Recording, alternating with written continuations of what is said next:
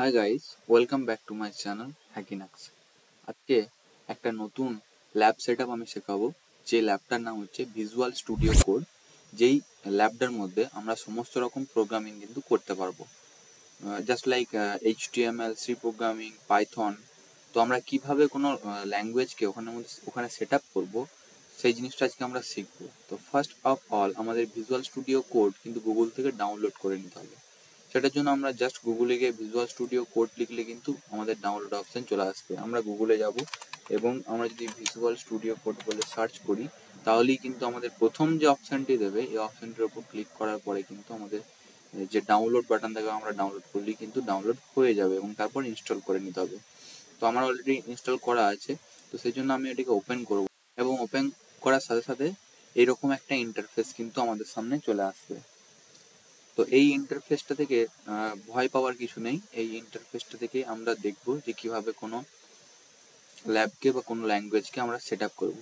তার আগে আমাদের যেটা করতে হবে, আমাদের একটা ফোল্ডার তৈরি করে নিতে হবে আমাদের ডেস্কটপের মধ্যে।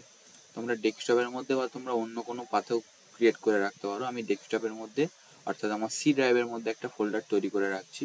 আমি নিউয়ের থেকে একটা ফোল্ডার তৈরি করলাম এবং নাম দিলাম পাই।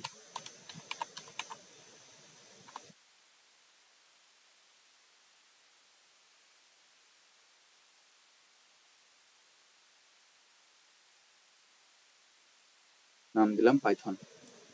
তো দেখতে পাচ্ছি এখানে ফোল্ডারটা পড়ে আছে। এবার আমরা ভিজুয়াল স্টুডিও কোড ওপেন করব এবং ভিজুয়াল স্টুডিও কোড ওপেন করার পরে নিউ ফাইল নিউ একটা ফোল্ডার ক্রিয়েট করব। ওপেন ফোল্ডারে ক্লিক করব। ওপেন ফোল্ডারে ক্লিক করব এবং ওপেন ফোল্ডারে ক্লিক করার সাথে সাথে আমরা ডেস্কটপে যাব। ডেস্কটপে যাওয়ার পর আমরা আমাদের যে ফোল্ডারটা ক্রিয়েট করেছি ওই ফোল্ডারটার উপর ক্লিক করব।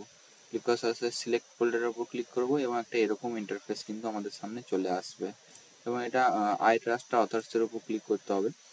তো এরপরে আমরা এখানে কিন্তু বিভিন্ন ধরনের ফাইল তৈরি করতে পারি, just like HTML, C programming. তো এই ফোল্ডারটা কি জন্য তৈরি করলাম না, এই ফোল্ডারটার সাহায্যে আমরা এখানে যা যা ফাইল তৈরি করব, পাইথন, HTML, সি প্রোগ্রামিং, সমস্ত ফাইল কিন্তু এই ফোল্ডারটার মধ্যে এসে জমা হবে। তো একটা দেখাই। তো এখানে আমরা নিউ ফাইলের উপর ক্লিক করব। নিউ ফাইলের উপর ক্লিক করার পর এখানে একটা ফাইল নেম দেবো। ফাইল নেম আমি সাপোজ দিলাম .py দিলাম, অতএব এটা কিন্তু পাইথনে কনভার্ট হয়ে গেল। এবং এখানে আমরা যদি লিখি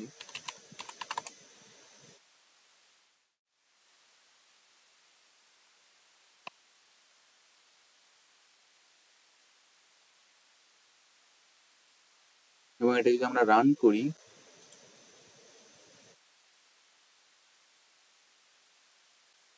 আর রান করলে কিন্তু আমাদের আউটপুট হ্যালো চলে আসছে, অর্থাৎ আমাদের পাইথন কোডটি রান করছে ওই সেম ফাইল এবং সেম ফোল্ডারের মধ্যে। সেম জিনিস কিন্তু আমাদের ওই ফোল্ডারের মধ্যে ঢুকে যাবে। এই যে robin.py, আমরা কিন্তু এই নামে একটা ফাইল ক্রিয়েট করেছিলাম এবং ওই ফোল্ডারের মধ্যে কিন্তু ওই ফাইলটি এসে জমা হয়ে গেছে। তো এই ছিল আজকের ভিডিওটি ভালো লাগলে লাইক, কমেন্ট এবং শেয়ার। চ্যানেল নতুন হয়ে গেলে চ্যানেলটি সাবস্ক্রাইব করে দিয়ে বেল আইকনের উপর ক্লিক করে দেবে এরকম ভিডিও আসতে থাকলে তোমাদের কাছে সবার আগে পৌঁছে যাওয়ার জন্য।